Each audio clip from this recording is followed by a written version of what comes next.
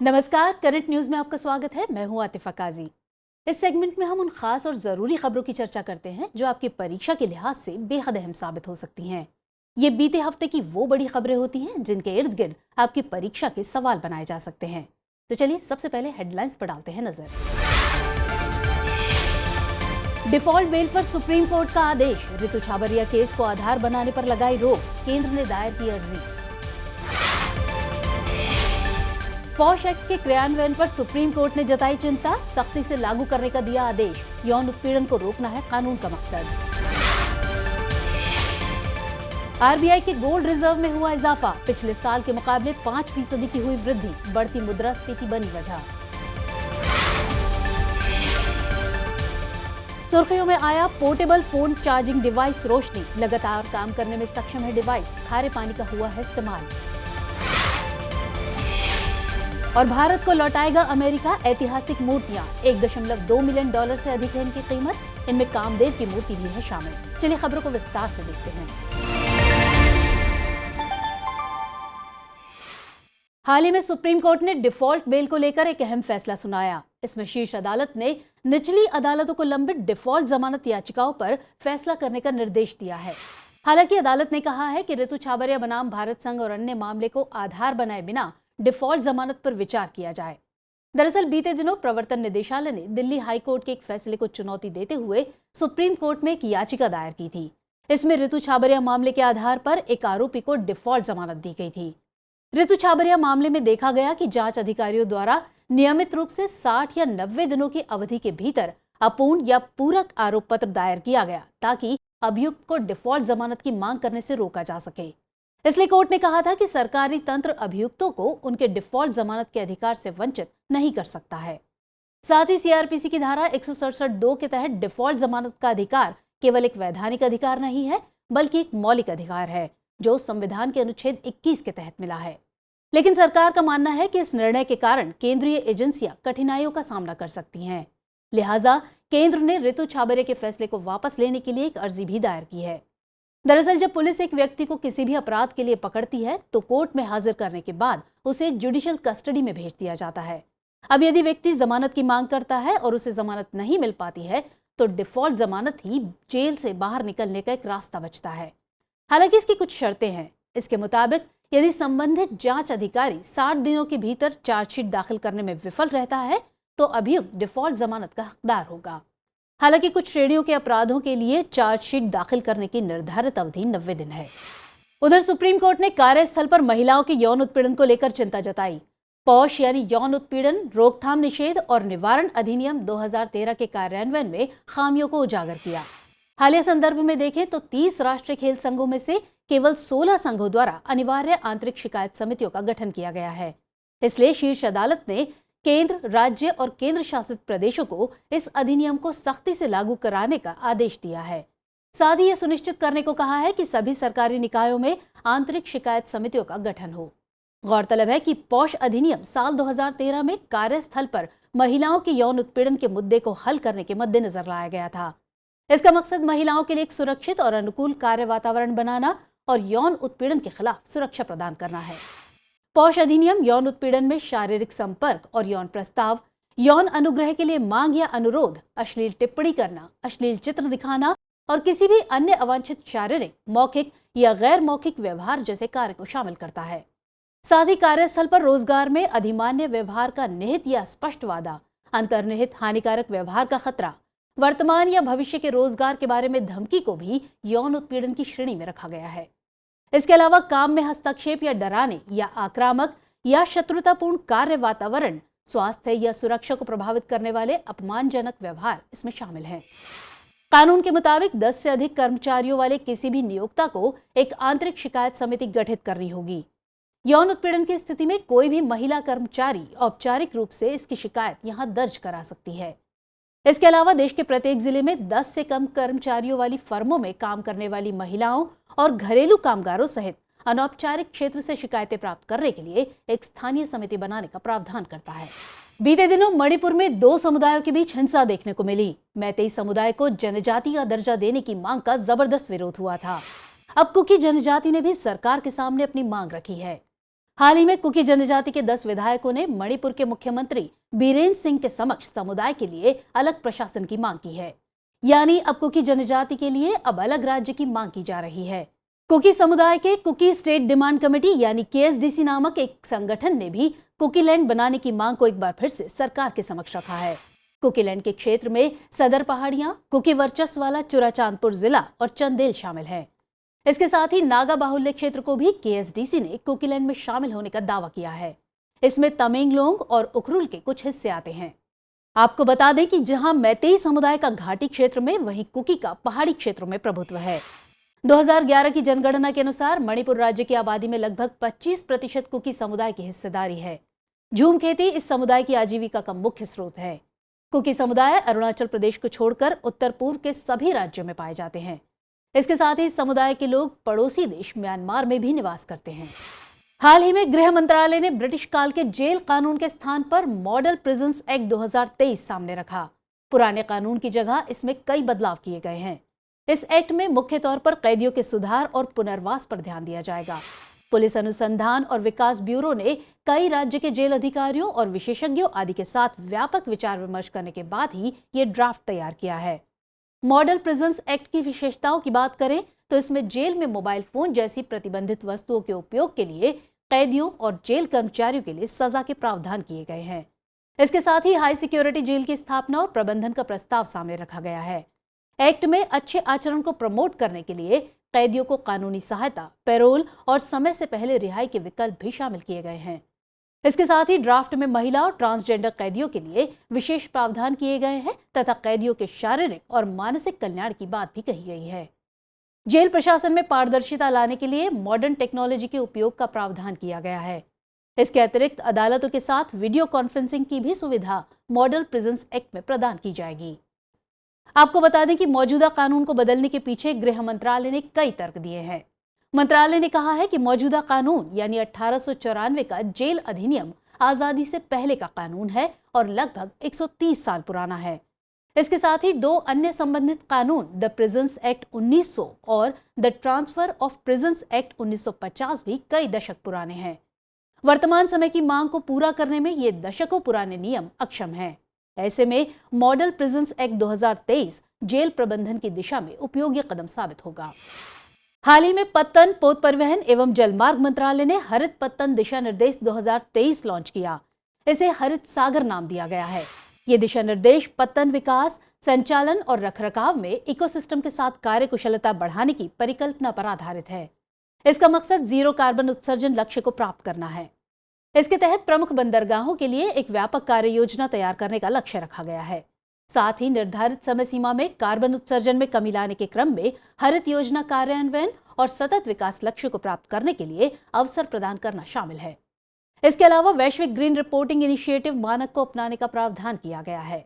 हरित पत्तन विकास और संचालन के लिए सर्वोत्तम प्रथाओं एवं प्रौद्योगिकियों को बढ़ावा देना इसके प्रमुख एजेंडे में है।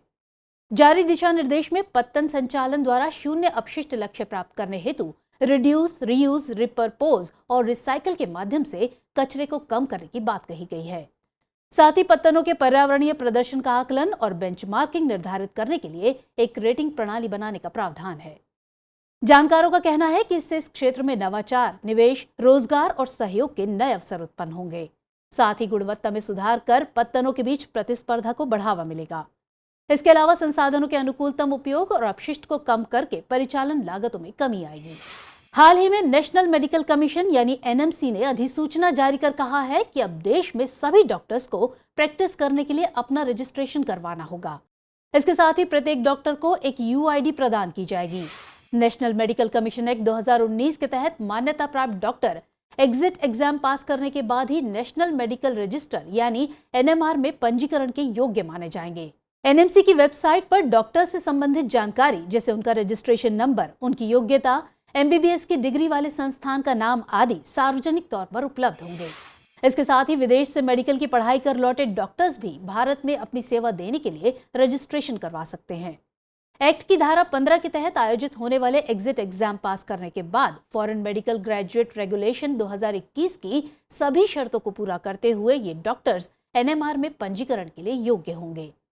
आपको बता दें कि UID ethics and medical registration board और नेशनल मेडिकल कमीशन द्वारा तैयार किया जाएगा। नेशनल मेडिकल रजिस्टर और स्टेट मेडिकल रजिस्टर में नामांकित सभी डॉक्टर्स जिनके पास अभी एनएमसी द्वारा जारी अधिसूचना के तहत पंजीकरण संख्या नहीं है, उन्हें 3 महीने की समय सीमा के भीतर ईएमआरबी के वेब पोर्टल पर अपडेट करना होगा। एक बार जारी किया गया ये लाइसेंस 5 वर्ष के लिए मान्य होगा। डॉक्टर्स के पास किसी भी राज्य में प्रैक्टिस करने का विकल्प उपलब्ध होगा। नेशनल मेडिकल कमीशन एक्ट 2019 की बात करें तो साल 2019 में मेडिकल काउंसिल ऑफ इंडिया को खत्म कर एनएमसी का गठन किया गया। मेडिकल एजुकेशन के क्षेत्र में सुधार एवं देश के सभी हिस्सों में पर्याप्त और उच्च गुणवत्ता वाले डॉक्टर्स की उपलब्धता सुनिश्चित करना एनएमसी के मुख्य उद्देश्य है।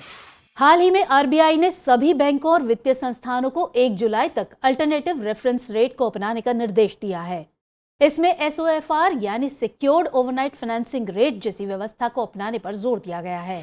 इसके अलावा एमएमआईएफओआर यानी modified Mumbai interbank forward outright rate का भी प्रयोग किया जा सकता है। इसके साथ ही सेंट्रल बैंक ने लिबोर यानी लंदन इंटरबैंक ऑफर रेट और मिफोर यानी Mumbai interbank forward outright rate को चरणबद्ध तरीके से समाप्त करने की बात कही है। आपको बता दें कि लिबोर एक बेंचमार्क ब्याज दर है जिस पर प्रमुख वैश्विक बैंक एक दूसरे को उधार देते हैं। इसे इंटरकॉन्टिनेंटल एक्सचेंज द्वारा मैनेज किया जाता है। गौरतलब है कि बीते दिनों कई घोटालों और हेराफेरी में लिबोर का नाम आया था, जिसके बाद इसकी विश्वसनीयता सवालों के घेरे में आ गई है। यही वजह है कि लिबोर के स्थान पर सिक्योर्ड ओवरनाइट फाइनेंसिंग रेट को प्रयोग में लाया जाएगा। अब एसओएफआर की बात करें तो ये रेपो बाजार में यूएस ट्रेजरी सिक्योरिटीज द्वारा कोलेट्रल रूप से ओवरनाइट उधार लेने की लागत का एक व्यापक उपाय है। ये वास्तविक बाजार गतिविधि पर आधारित है। इसे लिबोर से बेहतर माना जाता है। इसे अनुमानित उधार दरों के बजाय लेन देन के डेटा के अनुसार तय किया जाता है। गौरतलब है कि एसओएफआर को अधिक सटीक और सुरक्षित माना जाता है। ये वित्तीय लेन देन के लिए एक मजबूत मूल्य निर्धारण बेंचमार्क प्रदान करता है। वर्ल्ड गोल्ड काउंसिल की हालिया रिपोर्ट के अनुसार भारतीय रिजर्व बैंक यानी आरबीआई के गोल्ड रिजर्व्स में बढ़ोतरी देखने को मिली है। वित्त वर्ष 2023 में आरबीआई के गोल्ड रिजर्व्स में 794.64 मीट्रिक टन सोना दर्ज किया गया, जो पिछले वित्तीय वर्ष की तुलना में 5% अधिक है। गौरतलब है कि आरबीआई दुनिया के टॉप 5 सेंट्रल बैंक की लिस्ट में शामिल है जो अभी सोना खरीद रहे हैं। विशेषज्ञों की माने तो अपने समग्र भंडार में विविधता लाने के लिए आरबीआई ने सोने की खरीदारी की तरफ अपने कदम बढ़ाए हैं। जानकारों के मुताबिक सेंट्रल बैंक ने अपनी रणनीति में यह बदलाव अतीत में नकारात्मक ब्याज दरों, डॉलर के कमजोर होने और भू राजनीतिक अनिश्चितता से संबंधित घटनाओं को देखते हुए किया है। बीते कुछ वर्षों में गोल्ड रिजर्व्स में बढ़ोतरी के कई कारण सामने आए हैं। बढ़ती मुद्रास्फीति और ग्लोबल मार्केट को ध्यान में रखते हुए आरबीआई अपने रिटर्न को सेफ रखने के लिए अपने भंडार में सोना जोड़ रहा है। गौरतलब है कि सोने को सबसे सुरक्षित संपत्ति माना जाता है क्योंकि ग्लोबल लेवल पर इसकी लिक्विडिटी बनी रहती है और इसकी एक अंतर्राष्ट्रीय कीमत है और कभी भी इसका व्यापार किया जा सकता है। रिपोर्ट के अनुसार साल 2022 में दुनिया भर के सेंट्रल बैंकों ने 1136 टन सोना खरीदकर एक अलग ही रिकॉर्ड बनाया। आपको बता दें कि केवल आरबीआई ही नहीं बल्कि दूसरे देशों के सेंट्रल बैंक भी गोल्ड खरीद रहे हैं। इनमें चीन, सिंगापुर, तुर्की जैसे देश शामिल हैं। गोल्ड डिमांड ट्रेंड्स की रिपोर्ट के अनुसार साल 2023 की पहली तिमाही में सिंगापुर ने अकेले ही सबसे अधिक 69 टन सोना खरीदा है। हाल ही में जर्नल ऑफ इंसेक्ट कंजर्वेशन में एक शोध प्रकाशित हुआ। इसमें शोधकर्ताओं ने दक्षिणी भारत में मिल्कवीड तितलियों के प्रवास पैटर्न पर प्रकाश डाला है।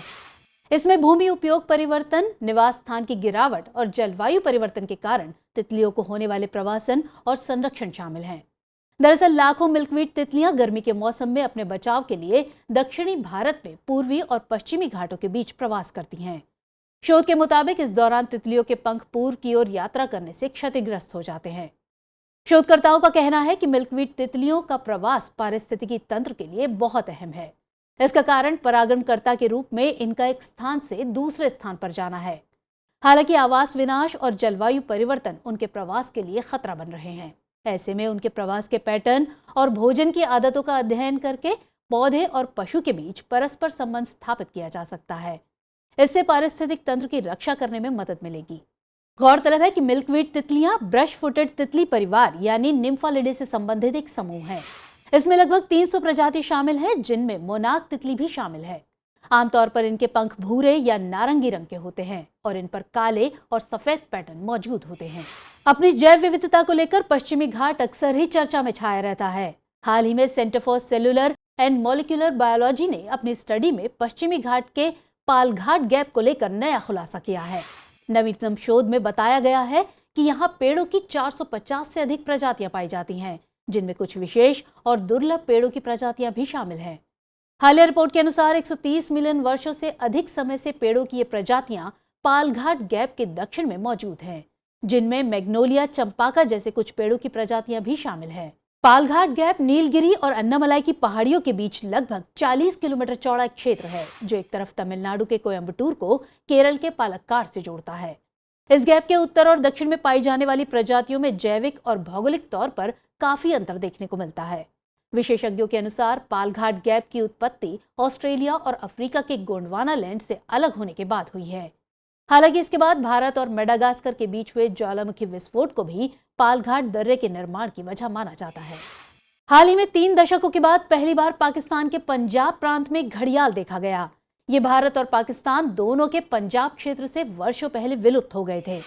पाकिस्तान वन्यजीव संरक्षण रणनीति रिपोर्ट के मुताबिक साल 1978 में पाकिस्तान की अधिकांश नदियों से घड़ियाल विलुप्त हो चुके थे। जानकारों ने बैराज का निर्माण, चमड़ी के व्यापार के लिए अवैध हत्या और मछली पकड़ने के लिए गिलजाल के इस्तेमाल को विलुप्ति का कारण बताया है। हालांकि साल 2017 में घड़ियाल को ब्यास नदी में फिर से छोड़ा गया था। साल 2017 से 2021 के बीच लगभग 94 घड़ियाल ब्यास नदी में छोड़े गए। इसका मकसद सिर्फ इनकी प्रजातियों को नदियों में वापस लाना था। गौरतलब है कि घड़ियाल मछली खाने वाले ताजे पानी के मगरमच्छ होते हैं। इनकी विशेषता संकीर्ण और बल्बनुमा नाक या थूथन है। इनको स्वच्छ नदी के पानी का एक अच्छा संकेतक माना गया है। ऐतिहासिक रूप से घड़ियाल भारत, पाकिस्तान, बांग्लादेश, भूटान और नेपाल के दक्षिणी भागों में मौजूद नदी प्रणाली में पाए जाते थे। भारत में इनकी प्रमुख आबादी गिरवा नदी उत्तर प्रदेश, सोन मध्य प्रदेश, रामगंगा उत्तराखंड, गंडक बिहार, चंबल मध्य प्रदेश व उत्तर प्रदेश और महानदी ओडिशा में मौजूद है। चंबल नदी में घड़ियाल की सबसे बड़ी आबादी मौजूद है। वर्तमान में इन्हें IUCN की रेड लिस्ट में गंभीर रूप से संकटग्रस्त की श्रेणी में रखा गया है। भारतीय वन्यजीव संरक्षण अधिनियम की सूची 1 के तहत ये शामिल है। हाल ही में national institute of ocean technology यानी NIOT द्वारा निर्मित पोर्टेबल फोन चार्जिंग डिवाइस चर्चा का केंद्र बना हुआ है। NIOT द्वारा निर्मित इस पोर्टेबल डिवाइस का नाम रोशनी रखा गया है। लालटेन की शेप में बनी इस डिवाइस में इको फ्रेंडली बैटरी का इस्तेमाल किया गया है, जिसमें समुद्री जल या नमकीन पानी का इस्तेमाल किया गया है। कई परीक्षण के बाद ऐसा पाया गया कि इस डिवाइस में अगर मौजूद समुद्री जल या नमकीन पानी को हर 12 घंटे में बदला जाए तो ये लगातार काम कर सकता है। डिवाइस में यूज किए गए इलेक्ट्रोड की जीवन प्रत्याशा 500 घंटे है। शोधकर्ताओं ने बताया कि खारे पानी की डिवाइस मुख्यतः आयनीकरण के सिद्धांत पर काम करती है। दरअसल डिवाइस में लीक प्रूफ कोटिंग की गई है, जिसमें मैग्नीशियम से निर्मित एक एनोड और कैथोड है, जो एक एक्टिव कार्बन कंपाउंड है। समुद्री जल या नमकीन पानी इलेक्ट्रोलाइट के तौर पर काम करती है। गौरतलब है कि एनोड और खारे पानी के रिएक्शन से आयन अस्तित्व में आता है। इसके साथ ही आयन रिएक्शन के बाद कैथोड पर ट्रांसफर होता है, जिससे ऊर्जा पैदा होती है। इस डिवाइस के स्ट्रक्चर की बात करें तो फ्रंट और बॉटम एरिया में LED बल्ब लगाए गए हैं, जो रीडिंग लाइट्स के तौर पर इस्तेमाल किए जा सकते हैं। नेचर कम्युनिकेशन पत्रिका में प्रकाशित एक अध्ययन के हवाले से परमाफ्रॉस्ट से संबंधित चौंकाने वाली बात सामने आई है। शोध के मुताबिक परमाफ्रॉस्ट के पिघलने से हजारों औद्योगिक स्थलों और आर्कटिक से जुड़े दूषित क्षेत्रों के अस्थिर होने का अनुमान है।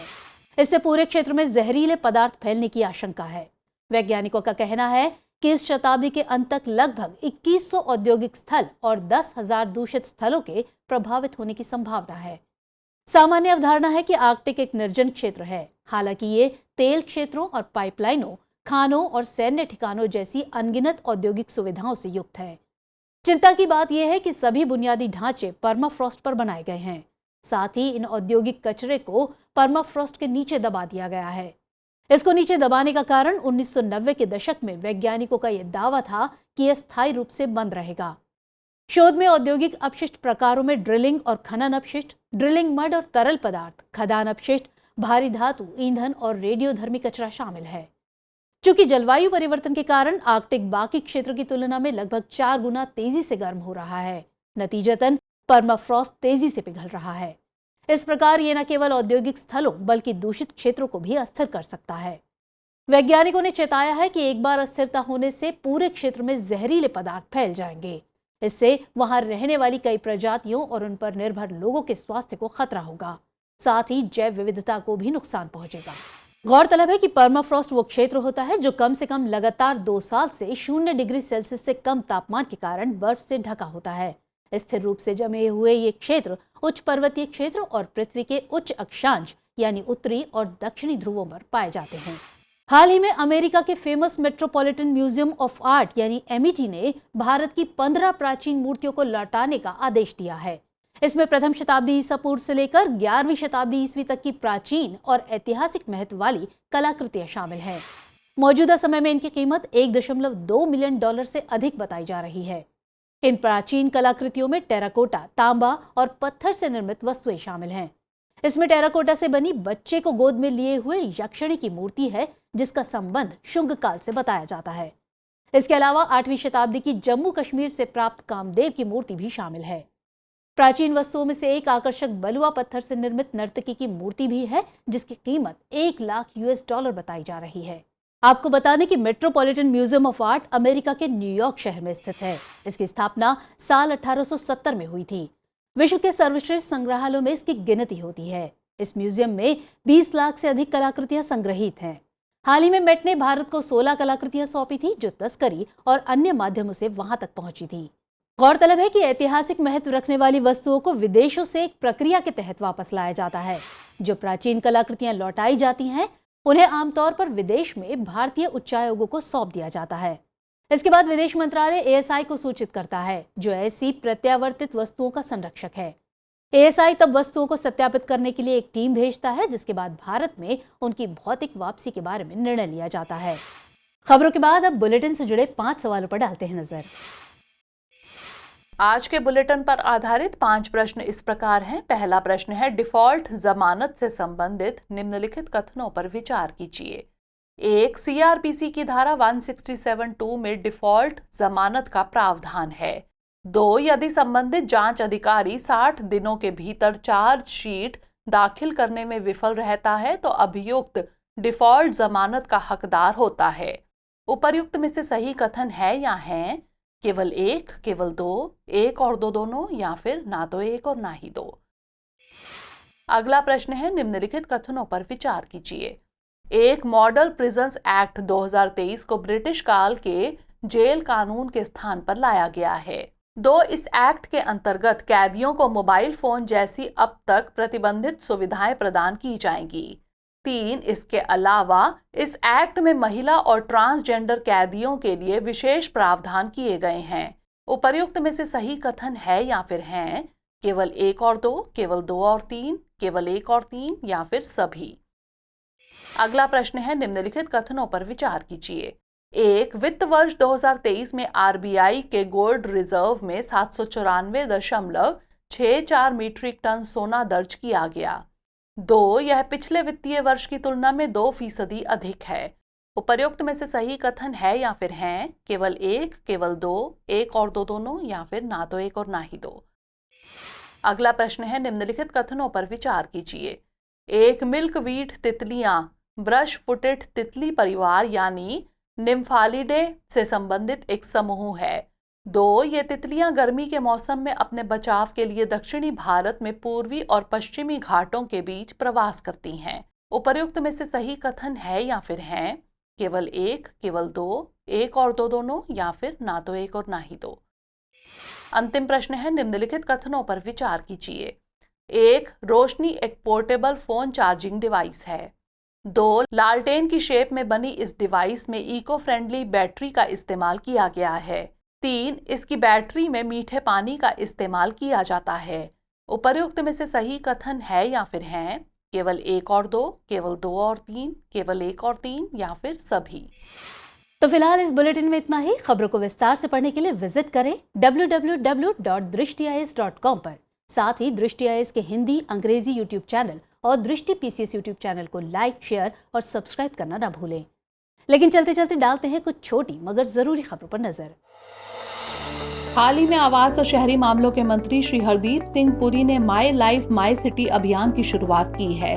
यह करीब 3 सप्ताह तक चलेगा और इसके तहत शहरों में RRR यानी रिड्यूस, रीयूज और रिसाइकल केंद्र स्थापित किए जाएंगे। इन केंद्रों पर आम जनता पुरानी किताबें, कपड़े, खिलौने और यूज्ड प्लास्टिक जमा करवा सकती है। इसके बाद इन्हें यहाँ रिसाइकल कर पुनः प्रयोग में लाया जा सकेगा। मंत्रालय के मुताबिक ऐसे केंद्र को देश भर में लॉन्च किया जाएगा।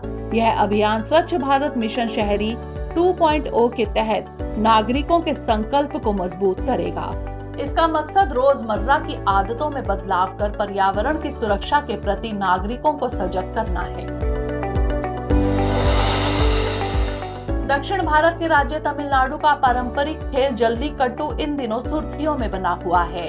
हाल ही में सुप्रीम कोर्ट ने इस खेल के खिलाफ दायर याचिका को खारिज करते हुए जल्लीकट्टू को कानूनी रूप से वैध करार दिया है।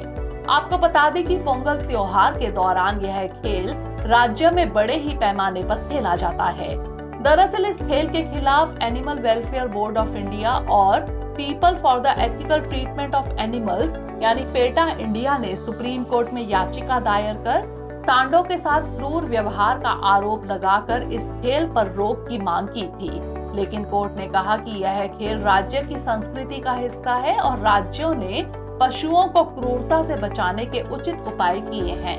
हालांकि कोर्ट ने साफ किया है कि अगर इन खेलों के दौरान कोई पशुओं के साथ क्रूरता करता है तो उसके खिलाफ सरकार को जरूरी कानूनी कार्रवाई करनी होगी।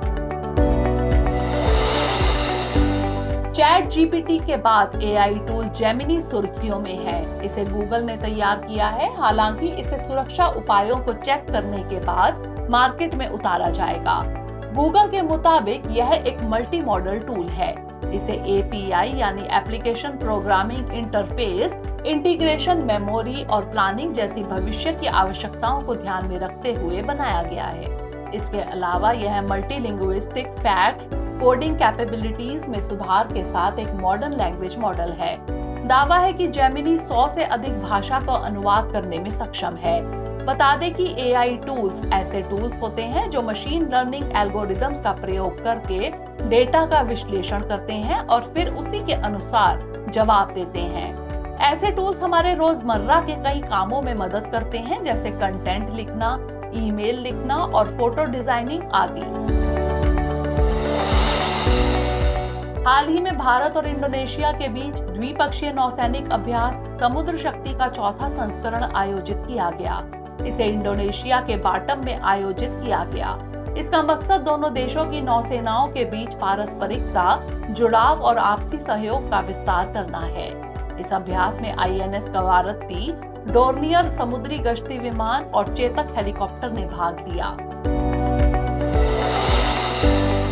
हाल ही में भारत सरकार ने हैदराबाद स्थित राष्ट्रीय वनस्पति स्वास्थ्य प्रबंधन संस्थान में एकीकृत जैविक नियंत्रण प्रयोगशाला का शुभारंभ किया। इसका मकसद विभिन्न फसलों में कीटनाशक के अत्यधिक प्रयोग के प्रतिकूल प्रभावों को दूर करना है। साथ ही खेती की लागत को कम करने के उद्देश्य से जैव नियंत्रण का उपयोग भी इसके मकसदों में शामिल है। बता दें कि यह एक अत्याधुनिक प्रयोगशाला है। इसमें जैव कीटनाशकों और जैव नियंत्रण एजेंटों की उत्पादन सुविधा उपलब्ध है। इनमें प्रेडेटर्स और पैरासाइटोइड्स, एंटोमोपैथोजेनिक कवक, जैव उर्वरक, NPV, फेरोमोन और वनस्पतियां शामिल हैं। इस एकीकृत जैविक नियंत्रण प्रयोगशाला में एक कीट संग्रहालय, खरपतवार संग्रहालय, प्रदर्शनी हॉल, प्राकृतिक कृषि प्रकोष्ठ आदि बनाए जा रहे हैं। हाल ही में केंद्रीय पर्यावरण, वन और जलवायु परिवर्तन मंत्री ने my life mobile application launch की है। इसका मकसद विश्व पर्यावरण दिवस यानी 5 जून तक जलवायु परिवर्तन के लिए युवाओं को जागरूक करना है। यह ऐप लाइफ की अवधारणा से प्रेरित है। गौरतलब है कि 20 अक्टूबर 2022 प्रधानमंत्री द्वारा मिशन लाइफ की शुरुआत की गई थी। इसे गुजरात के केवड़िया से शुरू किया गया था। पर्यावरण, वन और जलवायु परिवर्तन मंत्रालय इसके राष्ट्रीय स्तर पर समन्वय और कार्यान्वयन के लिए केंद्रीय नोडल मंत्रालय है। इसके जरिए प्रत्येक व्यक्ति के पर्यावरणीय व्यवहार में परिवर्तन लाने का प्रयास किया जा रहा है। हाल ही में रेल मंत्री श्री अश्विनी वैष्णव ने भारतीय रेलवे के स्टेशनों पर मानक संकेतक नामक पुस्तिका जारी की है। इसे यात्रियों की जरूरतों को ध्यान में रखते हुए बनाया गया है। इसमें बुजुर्ग, महिलाएं, बच्चे, दिव्यांगजन आदि शामिल है। यह पुस्तिका सरल भाषा, स्पष्ट फॉन्ट, आसानी से दिखने वाले रंगों, सहज चित्रलेखों को प्राथमिकता देते हुए तैयार की गई है। बता दें कि भारतीय रेलवे अमृत भारत स्टेशन योजना के तहत पूरे भारत में 1275 स्टेशनों का पुनर्विकास का काम कर रही है। हाल ही में प्रधानमंत्री श्री नरेंद्र मोदी ने नई दिल्ली के प्रगति मैदान में अंतर्राष्ट्रीय संग्रहालय एक्सपो 2023 का उद्घाटन किया है। इसे आजादी के अमृत महोत्सव के हिस्से के रूप में 43वें अंतर्राष्ट्रीय संग्रहालय दिवस का जश्न मनाने के लिए आयोजित किया जा रहा है। इसका शुभंकर चेनापट्टनम कला शैली में लकड़ी से बनी डांसिंग गर्ल का समकालीन वर्जन है। इस एक्सपो को संग्रहालय पेशेवरों के साथ संग्रहालयों पर एक समग्र बातचीत शुरू करने के लिए डिजाइन किया गया है, ताकि वे भारत की सांस्कृतिक कूटनीति में महत्वपूर्ण भूमिका निभाने वाले सांस्कृतिक केंद्रों के रूप में विकसित हो सकें। गौरतलब है कि इस साल अंतर्राष्ट्रीय संग्रहालय दिवस की थीम संग्रहालय, स्थिरता और कल्याण रखी गई है। बीते दिनों भारतीय वायुसेना की राष्ट्रीय रसद प्रबंधन संगोष्ठी लॉजिसेम 23 का आयोजन किया गया। इसका उद्घाटन वायुसेना प्रमुख air chief marshal VR Chaudhary ने किया। इसका विषय व्यवधानों को दूर करते हुए रसद क्षमताओं को बढ़ाने के लिए उभरती वैश्विक आपूर्ति श्रृंखला का लाभ उठाना था। यह संगोष्ठी विचारों को आदान प्रदान करके किसी भी विघटनकारी वातावरण को सही रूप से समझने में मदद करेगी। हाल ही में कर्नाटक के पुलिस महानिदेशक प्रवीण सूद को CBI का नया निदेशक नियुक्त किया गया है। नियुक्ति आदेश में 2 साल का कार्यकाल निर्दिष्ट किया गया है। बता दें कि CBI के निदेशक को दिल्ली विशेष पुलिस प्रतिष्ठान अधिनियम 1946 के तहत नियुक्त किया जाता है। निदेशक की नियुक्ति 3 सदस्यीय समिति द्वारा की जाती है। इस समिति का अध्यक्ष प्रधानमंत्री होता है। इसके अलावा इसमें लोकसभा में विपक्ष का नेता और भारत का मुख्य न्यायाधीश शामिल होता है। हाल ही में केंद्रीय मंत्री ने संचार साथी पोर्टल का शुभारंभ किया है। यह लोगों को मोबाइल के IMEI यानी इंटरनेशनल मोबाइल इक्विपमेंट आइडेंटिटी को वेरीफाई करने की सुविधा प्रदान करता है। इसका उपयोग करके लोग अपना खोया हुआ मोबाइल वापस प्राप्त कर सकेंगे। बता दें कि इसे दूरसंचार विभाग द्वारा विकसित किया गया है। यह एक नागरिक केंद्रित पोर्टल है। इस पोर्टल का उपयोग करके अब तक 40 लाख से ज्यादा धोखाधड़ी वाले कनेक्शन की पहचान की गई है।